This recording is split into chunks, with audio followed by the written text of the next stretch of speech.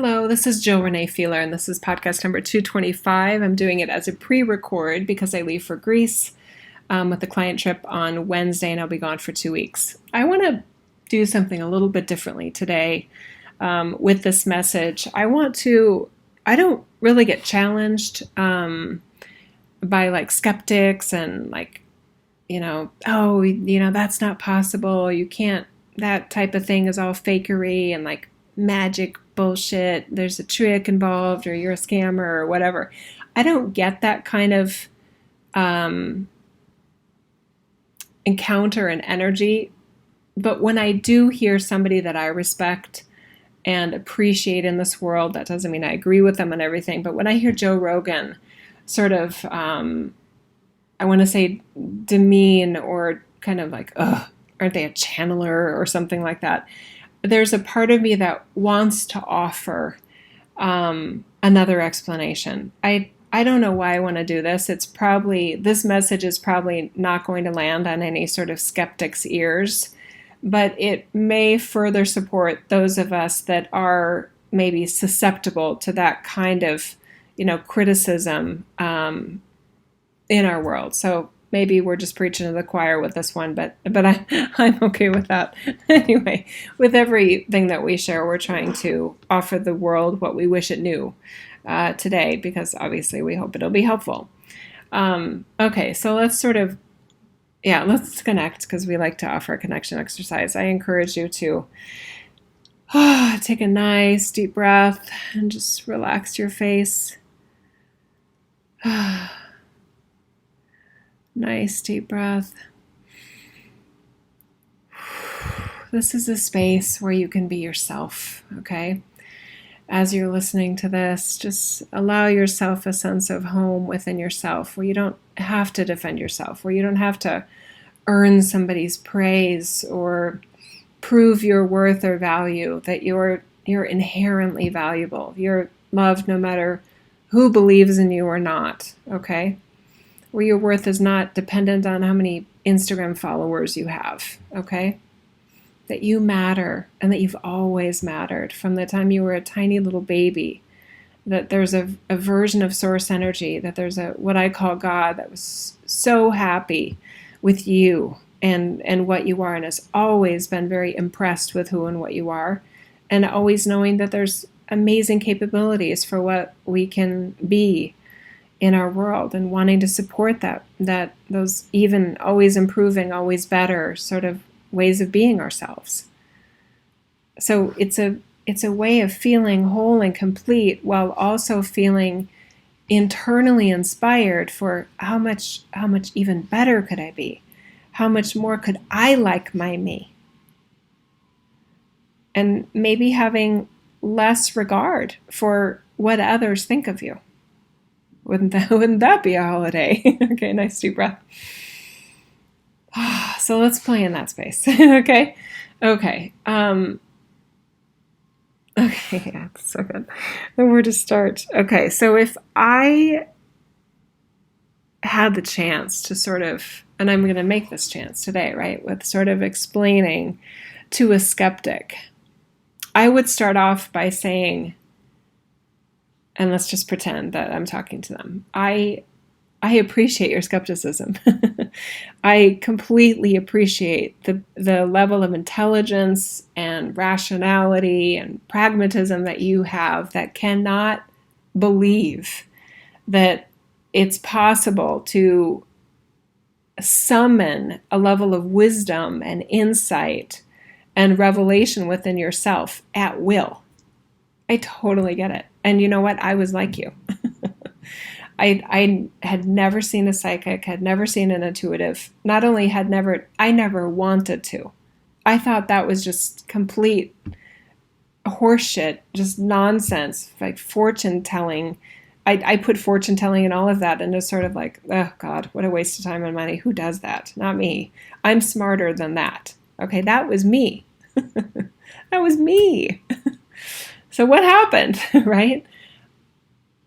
What happened was that I was in a situation where I was overthinking some career choices And I was stressed out. I'm quite type A. I'm very thinky. I really have a sense of pride in my intelligence and my intellect and my problem solving skills and my ability to get like really hard things done really, really well.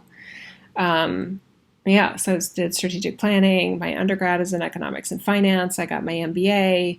And I went through some of those hoops, right? I always thought I didn't always think. I had thought about, going into law and becoming a judge. And then I wasn't willing to put the time into school, and I didn't want to go away to school where the law school was and I had gone to the local university. I felt spoiled by the proximity of where I got my higher education and how inexpensive it was. And I was like, ooh, a law school, that's a lot of money that I would have to pay for myself. And I don't know if I need that to be happy. So I didn't do it. But I could have. And I think I would have done great at that too. Anyway, so that's kind of the type of person I am. Anyway, so I am type A. I do take myself seriously. And I was stressed out about this thing. And I have a sister-in-law who's much more into the esoteric realm and that sort of thing. And she's like, what's going on? And I think she was over for we were hosting a Father's Day thing, I think, or something. And I said, oh, I don't know. I got this part-time job in strategic planning that works so well because our daughters are so young, they're little. So that works great. And I have this other opportunity that this woman, her dad invented this technology in China, and she's trying to get the business off the ground here, and they need a CEO. And I've always wanted to be CEO, but that's not a part-time gig. And the income is not certain, and I want to do it, but another part of me is just like, shit, that I could go bad. I mean, anyway, I'm stressed out about it. And she said, you should go see my psychic. And that's kind of the response I had in that moment. I'm just like, I just was thinking that's the dumbest thing I've ever heard of as a possibility for solution to this problem. Don't you get it? You're not listening to me. That's what that's dumb. No. Why would I do that? Anyway, I just said, oh, hey, thanks. I don't think I'll do that, but thank you. And then we went on with whatever celebration we were having that day. And I was 38, I think, years old at the time. My daughters were 3 and 6. Yeah. Anyway, and then within a couple days, for some reason, I just kind of became curious. I was like, I wonder what an intuitive would say about this. I mean, it can't hurt.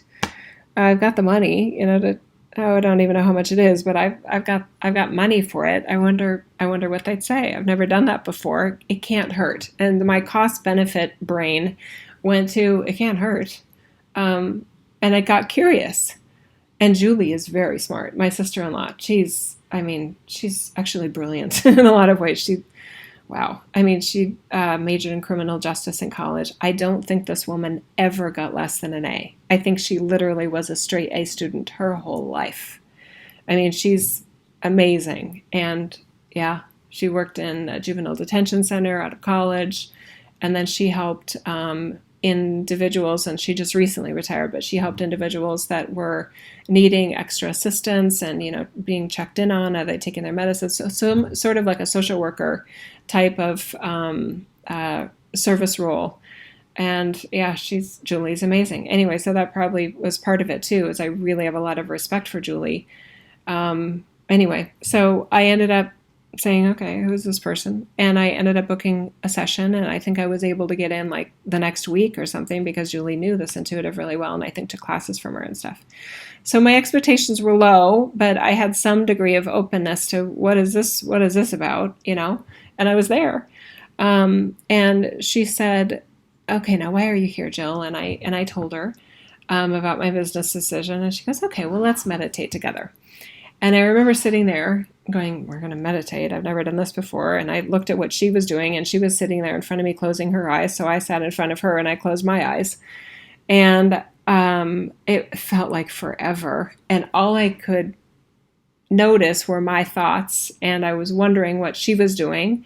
And I was thinking, and I was there for some reason, I was saying to myself, what if there's no one there for me?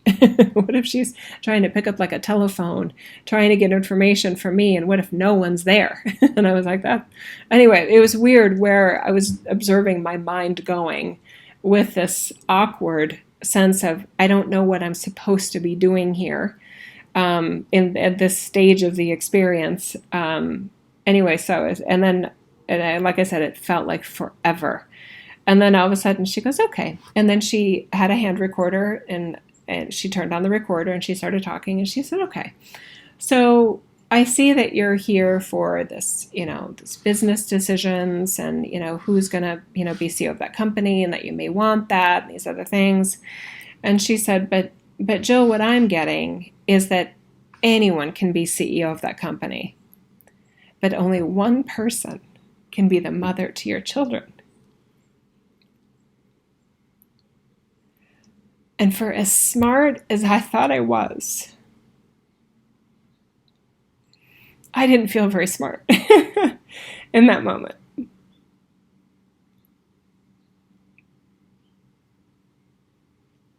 She was 100% right. She wasn't a psychic trying to guess my future. She was an advocate for my me, seeing something I wasn't seeing.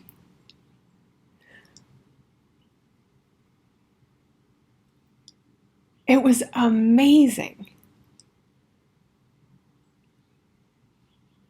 And it was perfect. And it was just like, oh my God. And I think I cried then just like I'm crying now.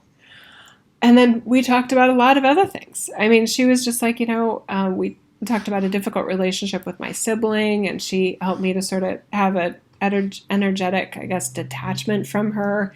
I'm the youngest of 3 girls, but if you look at sort of how the youngest one is supposed to act, I act more like the oldest child.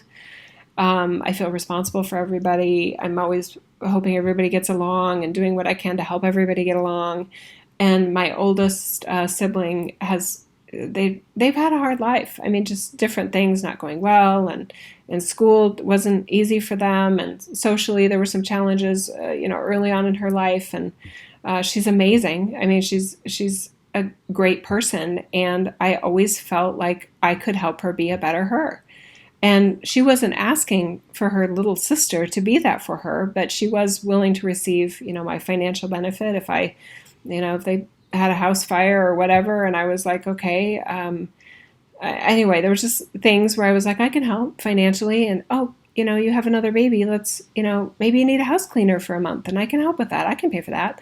I was always wanting to try to make her life better. And I was realizing that it was actually causing me a lot of strain in my life because I felt personally responsible for my oldest siblings' well-being. And that's not healthy for me now that I have my own family and that sort of thing. So some sort of detachment and perspective of, wait, no, she's her and you're you, and you're not responsible for her. You're not. And there was that sort of experience of the session with this beautiful, amazing intuitive. What else was there? There were a lot of different things. The other one that I wasn't asking for and didn't know to ask for, she said, you are a deeply spiritual being. And I was just like, I don't know what you mean by that, is what my brain was thinking, right? And she said, you're very connected to the story of, and I think she just said the story of Jesus and Mother Mary and Mary Magdalene. And when she said Mary Magdalene, my knowledge and brain went, the prostitute? I knew so little at that time of my Jill. It wasn't my world, right?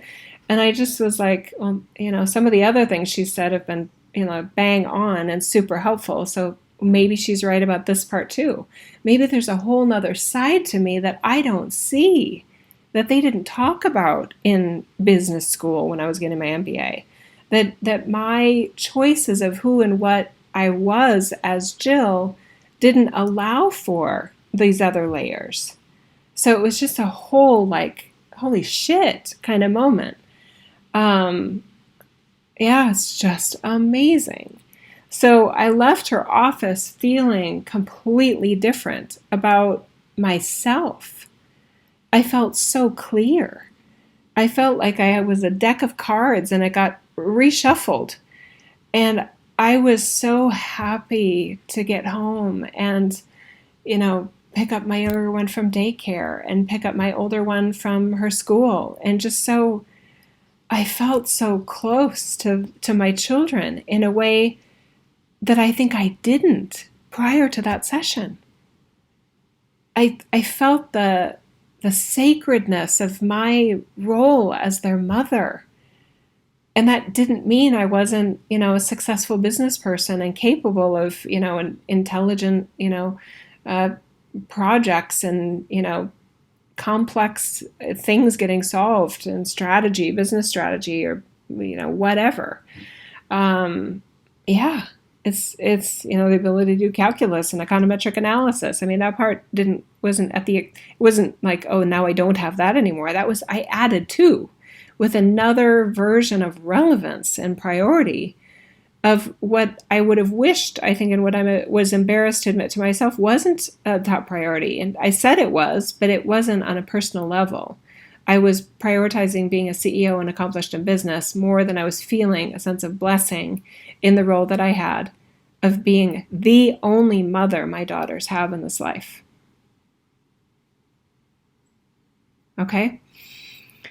So, newfound respect for someone called an intuitive, F yeah. And I couldn't have had that had I not experienced that. So, are all intuitives like that? No, they're not. But that intuitive was exactly what I needed her to be in that moment. So, for those of you that are like, that's not real, that doesn't happen, there's no value in that. That's a waste of money. Have you had an intuitive session like that from someone like her or someone like me? Because I don't think you know what you're missing. I don't think you can see what you can't see. So your dismissing it is, I think, stupid.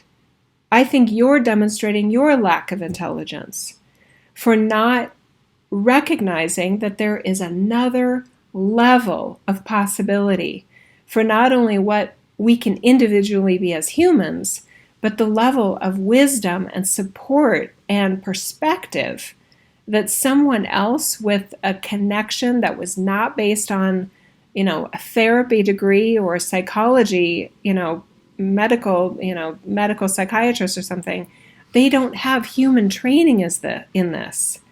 They have a gift that's beyond this world that they demonstrate to their clients every single day. And the vast majority of the world looks at it and says, that's not possible. That's pretty arrogant to say that when you have no idea. But I get it. I get that you don't know what you don't know. But I respect your confidence, but I think you're making a big mistake. And in the process, you're dismissing those of us that are really out there on the fringe, out on a limb, taking great risk to our personal sense of credibility, and we're putting our normalcy at risk of, how our neighbors look at us, how somebody, judgment from people like you. I'm indifferent to it because I know better and I understand you and I get that you don't get it.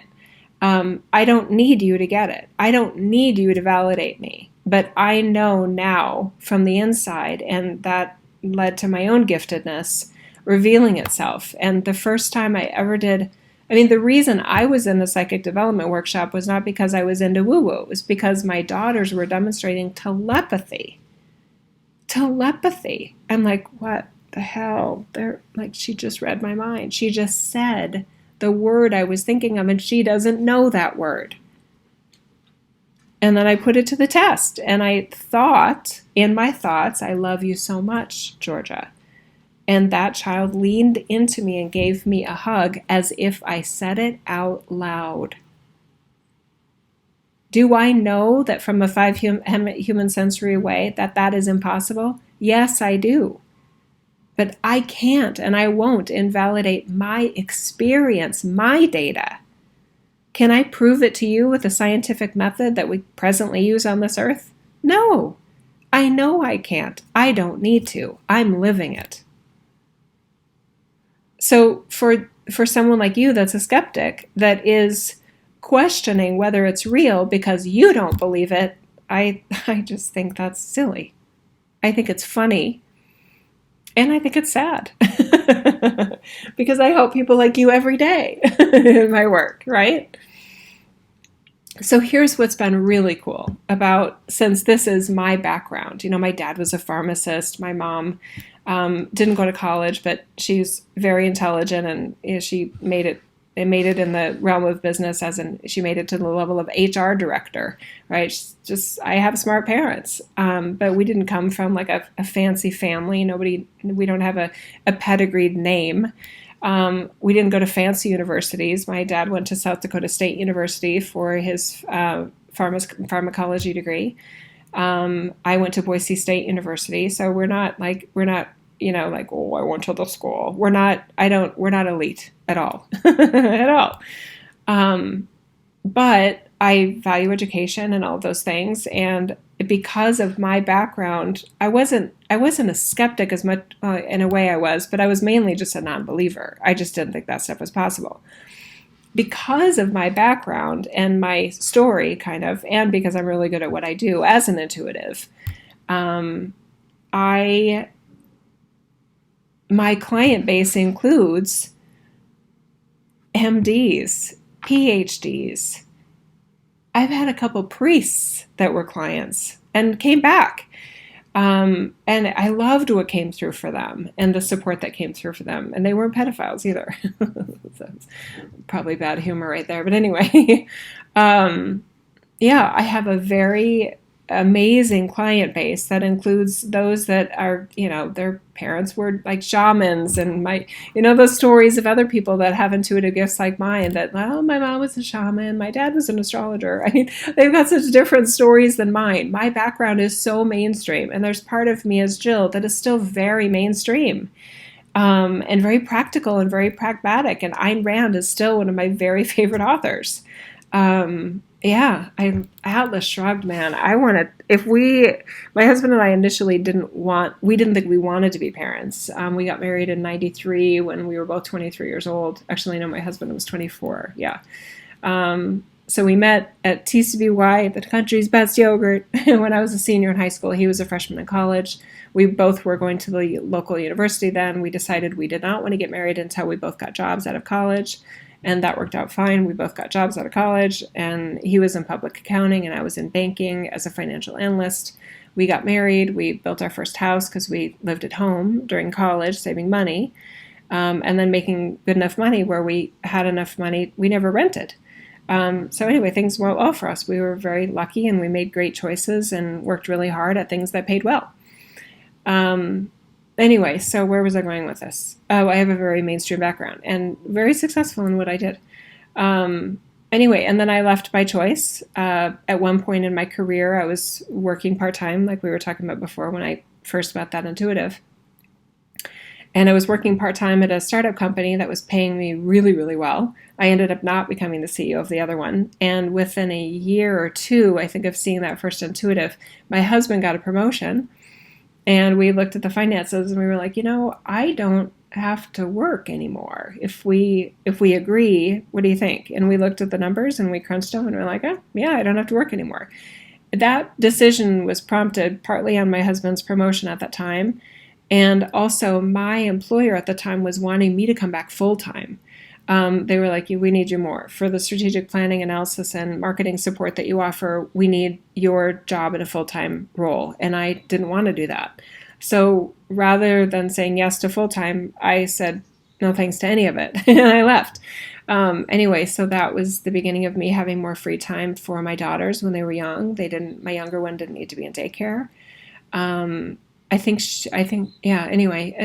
just opened up a lot of possibilities. And then I was free to do more of this hobby of me being an intuitive. Oh, the psychic development workshop. Okay, this is going longer than I wanted, but if you're still listening, then hey, here we go.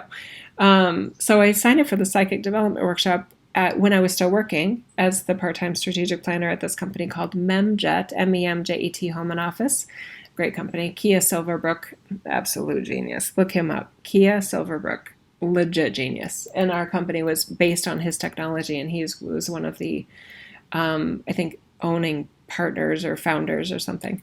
Anyway, so I was at the psychic development workshop. It was a Sunday, like from 4 to 6, I think 2 or 3 Sundays in a row. I was there to learn about what my daughters were demonstrating, like I said, in terms of telepathy and these sort of Twilight Zone sort of experiences that were I had actual experience and evidence in myself. I wasn't led to read about others' paranormal experiences or telepathy or ESP. That wasn't my path. I didn't care about what other people were experiencing. This was my world, and I was in it, and it was like, this is happening. And it was curious, and it wasn't scary. It was kind of cool and kind of exciting, and I wanted to know more. And there's nothing like your child reading your mind to motivate you to get your mind clear, right? Like, okay, if your child is demonstrating their ability to read your mind, you want to be really clear about what you're thinking. Anyway, so I did learn to meditate and those sorts of things. That took a while as a type A, but it was worth it. Anyway, so I'm in the psychic development workshop, and the finale, I think it was the third of the 3 nights that we were together, the teacher kept looking at me really like curiously, like he knew something that I didn't know. Again, like the first intuitive. Anyway, so he just kept watching me, and from the very first time I did his method, which is psychometry. You're holding somebody's jewelry. He had a great system. We didn't know who brought what, but he told us kind of to bring 2 things. Don't bring a watch, bring a ring, bring a necklace, whatever. Yours or someone else's that you can answer questions about. And I went up there and I grabbed this ring, and we went back to our chairs, and he said, okay, now right. And he taught us, to do this and do that and write down everything you're getting and don't think. And I was like, don't think, that's what I do best. But I was there and I was willing, and I'm an overachiever. So I was like, okay, let's see what happens when Jill doesn't think. And I hold on to a ring and I close my eyes and I just write down through free association everything I'm getting. Well, apparently I'm really good at that. I just feel that in my heart. I had a page of information, and what I realized is I had a very different experience than most of the people in that class. There were maybe 8 to 10 of us, if I remember correctly, in this class, and we were taking turns. People would raise their hands. Okay, I'll go. And there were some people were sharing, like, I think I saw a white picket fence. I don't know. And the teacher would say, well, what is the white picket fence to you? I don't know. Maybe they have a white picket fence. Do you have a white picket fence? They acted like they had never done it before because none of us had done it before. But then I said, can I go? And he said, yes. And I said, and I was the only one that did this. I said, can I say whose ring this is? And everybody is just watching me. Like, who is this? And he goes, yes. And I said, and I knew it like a laser focus. I was like, it's your ring. And I looked right at her, fellow student in the class, and she nods her head yes. And her friend, one of her best friends, is with her. And her best friend is all into, is very metaphysically minded and well-versed. And her friend is just like, oh my God, So then I just started going through what I had. And I listened. I mean, I'm a great student. So when he said, some of you are going to feel symbology. So you could just say what that is, but you could also go to the next level and say what that means to you. And that's what I did. So at one point when I was holding this woman's ring, I felt almost like a clairsentient or claircognizant sort of way. I felt roller coaster. So I didn't say I saw a roller coaster. What I said was, I think you've had a lot of high highs and a lot of low lows. Because and I got goosebumps just as I said that, okay? It was as if I had been giving readings my whole life. I had never done this before. As we got through more and more information, there was one point in the, newbie rookie reading where I said, I felt like pain in my right hip. Do you have something wrong with your hip? And she goes, no. Now, the teacher knew what was going on, and he helped me out. He said, okay, Jill, hang on a second. What do you carry on your right hip? And I think someone else in the class said laundry, and I was like, is it laundry? And he goes, no, and no. And he looked at me and he said, what else does a woman hold on her hip? And I immediately said, baby. And I said, and it hurts. And I said, I looked at the woman whose ring it was and I said, did you lose a child? Yeah. What happened is she lost 2 children. She miscarried, and I can't remember how that came up. She was in this class trying to communicate with her son that had been murdered 5 months before. So on my notes, there's this really interesting little box of a different, for some reason I wrote a box around it. I drew a box around it, sorry, and I had tiger, and I was like, there's this other information. I went back to the sharing, and what the woman, whose name was Paige, was, I think she ended up talking to the teacher named David, and I think David said, now Paige, do you agree that last part that Jill was talking about was about Brian? That was the son that had been murdered. I'm crying. She's crying. I have no idea why I have this emotion and why I'm getting this information. All I know is it's right, and she's validating it. And I'm just like, oh my God.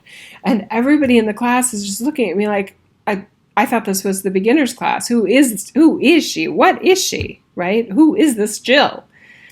Right? So was it about that class? Is that class? No, it isn't. The magic isn't in the class. Nobody else had the response that I did. I ended up having clients that also took those classes. Lots of them. They didn't have that connection. Somehow I did. Am I just supposed to pretend that's not real because I can't prove it to someone like you, a skeptic? That's not the choice I made. I know I can't prove it to a skeptic, but to somebody that's open to this being a possibility, like I, thank God, was with my first intuitive reading, I am a better Jill now. I didn't lose IQ. I probably gained IQ. I added to what I already was. I didn't do it like some New Agers do, where they had to throw out all the other ways that they were themselves and leave their families and go on a spiritual quest. That isn't how I interpreted any of it. I felt like I had a superhuman skill that I would not, could not, did not want to deny, that I wanted more of, because I left that night feeling more, I want to say, helpful, relevant, real than anything else I'd ever done in my life. Ever. So I decided to take that experience and go, holy shit, oh my God, they didn't teach me this in MBA school, but this is also real. I don't know what all this is, but I know what just happened in terms of the experience it offered for me, for this other woman, and all these things. Okay? So I kept going. I remained curious about what else I can do. What if, and I mean, I was the one that, sent out, I think that the teacher said, now some of you guys may want to get together after the class is over and practice. Some people do that, right? And I wanted to. I wanted to see what else I could do. So I think I was the one that set up a sign-up sheet and name, email, phone number, and who wants to get together again after the class is over. That class, like the first intuitive, was exactly what I needed to help me see me in a way that I don't think this world otherwise could have shown me. Yeah. Okay. So we did get together, and I think it was me always in that little group of us that wanted to get together after the fact that was like, well, what if we donate jewelry? what if we can use pictures? What if we don't need pictures? What if they don't need to be there? What if it's over the phone? I mean, so I was constantly like, what if I do it this way? Huh, it still works. What if I do it this way? Huh, it still works. And I practiced on anyone that would let me do a reading for them. So in that little group, right, we would bring people in that wanted to get a reading, and we would all read them. They were quite brave to do that. Anyway, there was enough good information. I wasn't trying to validate all the information, because what I realized is some of the things that you offer can't be validated, but can feel right or can feel helpful. Sometimes people's memories are wrong. So I'm not John Edwards. I'm not trying to, guess the name of somebody's grandfather. I realized I have what's called the gift of mediumship. I realized that the way that I connect with somebody's loved one is not as they were. It's as a version of themselves at a soul level. Apparently that's unusual. I don't know. I didn't come into my gifts through this world. I'm not an experienced recipient of mediumship or channeling or intuitives or psychic. I came in from an outsider saying, oh, I guess I can do this too. Let me offer myself, because I liked it. And then I realized with some of the messages I was giving, these sample clients, that sometimes I had ideas and wisdom I just wanted to share with the world. So it would be like, yeah. So sometimes I get ideas and I write them down, and then I'm on Facebook and I came across, Rumi quotes, and I'm like, God, that feels like something I could write. So I'm not a student of Rumi, but I felt the similarity between the truths that I was accessing within myself that are offered in the world, attributed to this man that was, from, I don't even know what era Rumi was from. But I felt a sense of kinship and peer. I felt like a peer to somebody like Rumi, to somebody like Yogananda, to somebody like Yeshua. I felt like Jesus was my brother. And I, as a former Christian, I think the first reader, Lilele, was right, that there was a part of me that I felt so blessed in my life that I sought out Christianity, because I am we have a loose Christian background as a child. We would go to Presbyterian church, on Christmas, that kind of thing. And I didn't go through confirmation. Anyway, it's just a very loose structure. I wasn't programmed in Christianity or anything. But as a 23-year-old, feeling incredibly blessed coming out of undergrad, that my life was going the way it was, I wanted to give praise, was my way of looking at it, to God. And I would listen to very Christian radio and those sorts of things. And then at some point in that experience, and I just remember feeling like, I don't think the God of this, and the way that I was interacting with some very devout Baptists, and they were talking about like, well, you've received, the washing of your sins of Jesus, but then they kept walking around talking about their sins and their testimony and that kind of thing. And I'm like, but you didn't let him wash that sin, because you keep dragging around everywhere. So if you're really going to accept the blessing of what you say Jesus did, then it seems more authentic to actually not talk about the sin anymore. But they were, and anyway, so I recognized some hypocrisy in the application of Christianity and the teachings that felt off and really unfortunate. So I started being like, well, okay, I definitely believe in a higher power, and I definitely believe in what I would call God. But I do believe in a power of goodness too. So atheists that are like, you can be good without God, I agree with them. You can be good without God. I call it God. I call goodness God. So that's my way. It's not a man on a cloud with a lightning bolt. That's not how I look at God. It's not a person. It's not an anthropomorphication. Is that anyway, whatever that word is. Anthropomorphification, I think is the word. Anyway, I'm not that. I don't do that. And I felt I was more open to a more real sense of the God that I felt I was wanting to praise and honor, not as a force outside of myself, but as a sense of honoring the goodness and our best possibilities of being ourselves in this world. Anyway, so that led to an openness. I didn't study Buddhism. I didn't study, I didn't read the Tao. I didn't go on a quest. I just put down the Holy Bible, evangelical fundamentalist form of Christianity for a while I was considering other ways of being good. So I didn't try anything on. I was just open. And that's when I, had the young kids and I had the business, not financial, but business sort of, oh my God, do I want to be CEO? And then because I was open, I think I was more receptive to those possibilities. So then it just all kind of grew from there. I'm really good at what I do. My MBA former, version of myself from pre-2008 would probably say to me, oh my God, don't ever do that in public. You're going to look like a fool. That's ridiculous. Even if you feel it's right, it sounds crazy. Don't sound crazy. You're going to ruin all the good work we've done to build a reputation as this credible, intelligent woman known as Jill Renee Feeler. I totally get that. That would be another version of me, but I love this version of me. And I love this version of me that can look at someone like you as a skeptic with a sense of understanding and seeing your intelligence and seeing you're not wanting to look like a fool and wishing that, maybe even you're wishing for me that I would stop doing this so that I wouldn't look like a fool because you don't want to be embarrassed for me.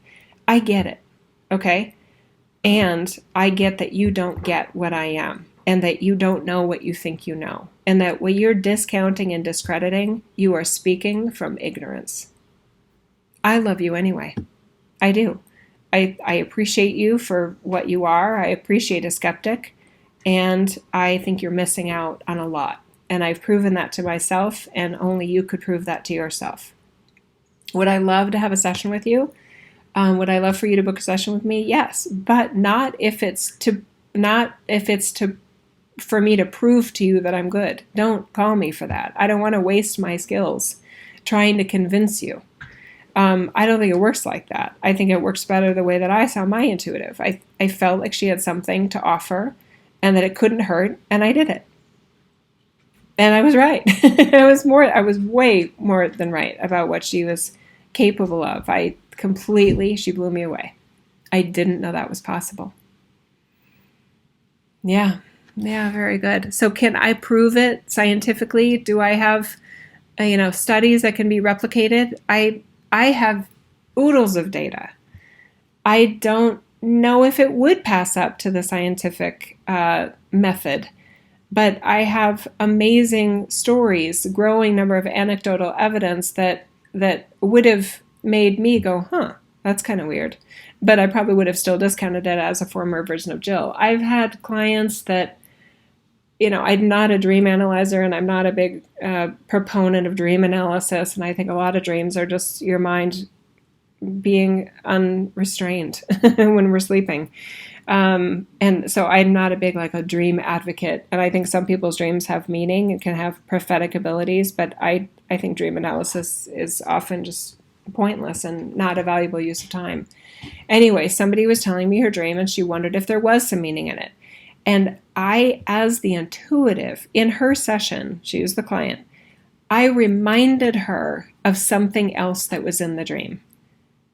She was talking about a tree, if I remember right. I forgot about this. I have so many stories like this. I don't keep track of them because I'm not trying to prove myself to people. I already know I'm legit.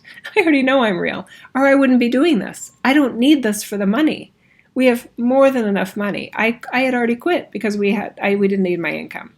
Do I make a living at this? Yes, I do. Well, it's extra income. My husband makes the big money for our Teslas and all that good stuff. I want to talk about the charging part in a second, but anyway, there was a tree outside the woman's apartment, the client, and the tree was doing something, and I said, but yeah, you're forgetting.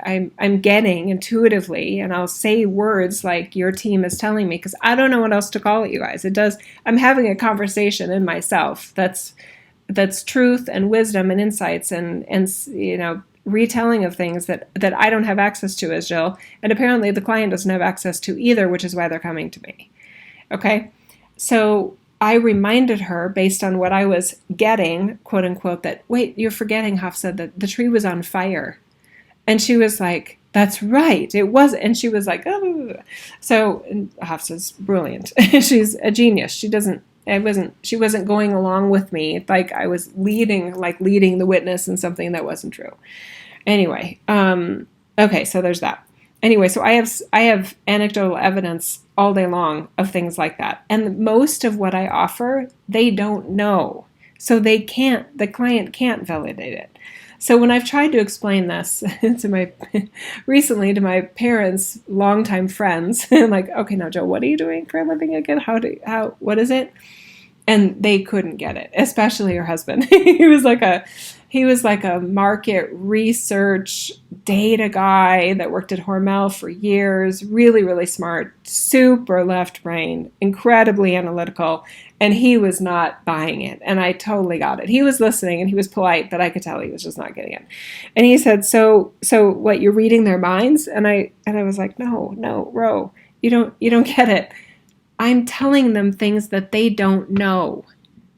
And I kind of flippantly said, what would be the point of what would be the value in mind reading if I was telling them things that they already knew? But who would pay for that other than a parlor trick? Why is that fun?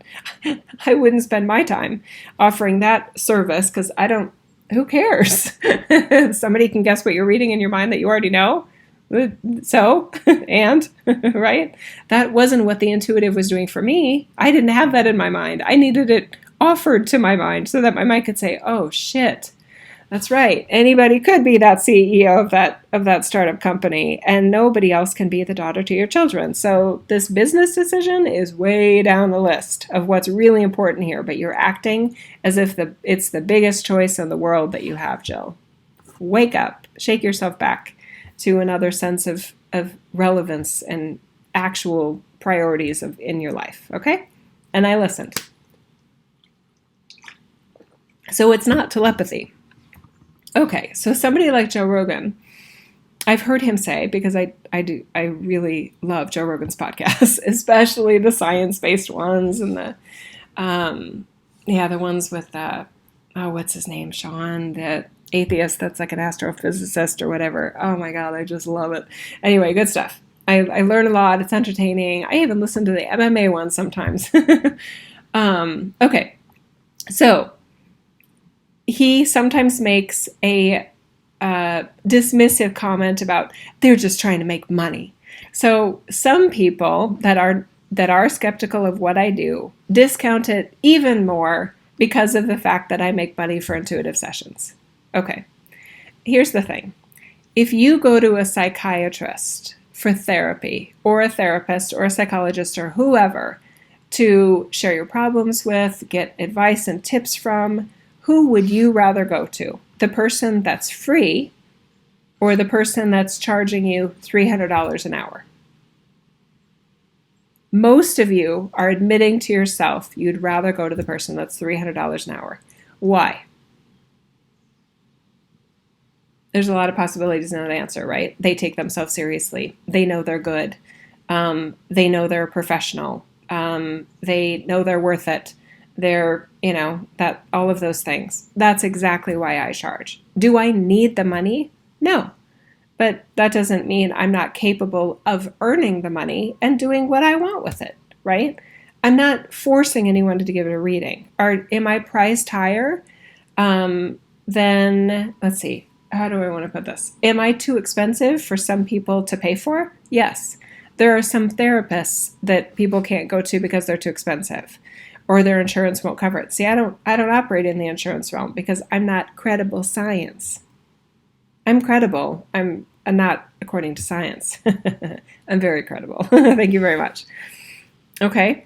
So this option that we have for allowing ourselves to know that somebody can be legit in an esoteric sort of realm like this, and they can also make money, and that just because they make money or just because I charge, because I choose to charge, because I want people that are going to take this seriously and take themselves seriously, The less I charge, the less seriously they will take the benefit of what I'm offering them. I'm the same way. If I want a high quality coat, winter parka that's going to keep me warm, you bet I'm going to look more seriously at the $400 Cool, Kuhl, I think is how you pronounce the brand, versus the $20 version at Walmart. I have an assumption, a presumption, I guess, of quality based on the price. I do. And one of my degrees is in economics, so I think that all made sense to me that way. Right? So I charge what I want to charge. Do I feel like people are going to get way more benefit than what they're paying me? Yes, or I wouldn't be doing this. I don't need this to make a living. I don't need to be doing this at all. This isn't my purpose in life.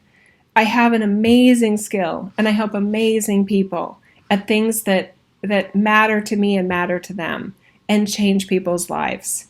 I've been told, one session with Jill is like a year's worth of therapy. That's awesome. That motivates me. And I get emails from people saying, oh my God, what you said in that podcast, it was like you were talking to me. I hear that every day. Maybe not every day, but I hear it a lot. I hear it enough for me to keep doing this. And I love to travel and I love to offer experiences. So I offer a whole bunch of things based mainly on what I know I'm good at and what I like to do. So at one point, will I say, okay, I'm done. I don't want to share myself in the world this way. Yeah, I don't need this. I don't need this work. I don't need you to validate me. I don't need you to believe in me. I believe in myself. I see me. I don't need you to see me. Yeah. So are there frauds and charlatans and fakes out there? Hell yeah. There's frauds and fakes and charlatans, I think, in every profession. There's shitty lawyers. There's shitty therapists. There's a whole bunch of nonsense in this world. But to cast a huge net over everyone that's calling themselves an intuitive, you're just wrong. You're just wrong. I know you're wrong. You don't know you're wrong. You may never know you're wrong. But I wanted to take the time today to offer my words related to this idea of addressing possible skepticism. And I hope you got something out of it. I hope that you have a degree of openness about possibly maybe seeing an intuitive. Maybe it'll be an amazing reading like the first one I got. Maybe it'll be an amazing reading like the ones I give. But you're going to have to wait because, yeah, in terms of credibility and evidence, I'm booked out several months. So there you go. Okay, cheeky. They're a little bit right there. Okay, I'm sending my love to everyone here. I have no idea, of course, who will listen to this. I'm not trying to presume who will listen or who will get benefit. But from those that learned a little bit more about me and you were already into my work, yay. If you enjoyed it and you're still here, you must have gotten something out of it because you're still here. All right. Did you waste time? I don't know. That's up for you to decide. Okay, I love you. Bye-bye for now. I gotta go. I gotta get my younger one from school. Okay, bye-bye.